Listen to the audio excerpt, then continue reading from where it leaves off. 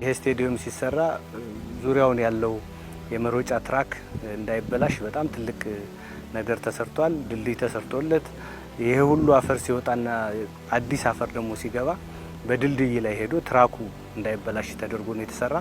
የተወሰነ ጥገና ሊያስፈልገው ይችላል። ትራኩ ግን ብዙ ነገሩ በጣም ጥሩ ሆኖ የተሰራ ነው። ከምንም በላይ ደግሞ የካፍም የፊፋም ስታንዳርድ የጠበቀ ሆኖ እንዲሰራ ተደርጓል። ሀገራችን 2029 ላይ የአፍሪካ ዋንጫ ለማዘጋጀት ጥያቄ አቅርባለች። እንግዲህ ከተፈቀደ አንዱ መዳረሻ ባህር ዳር ይሆናል ብለን እናስባለን።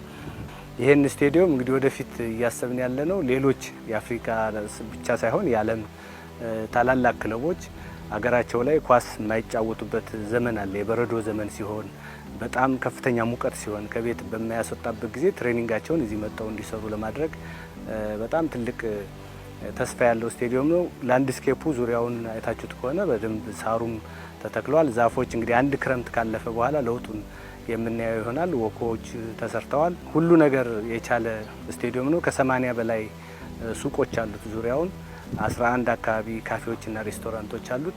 ስለዚህ ስቴዲየሙ ኳስ ለማጫወት ብቻ ሳይሆን ሰው ለመዝናናት እና ገብቶ ተዝናንቶ የሚወጣበት እቃ ገዝቶ የሚሄድበት እና የሚጎበኝ ራሱ አንድ የቱሪስት መዳረሻ ማዕከል ይሆናል ብለን እናስባለን።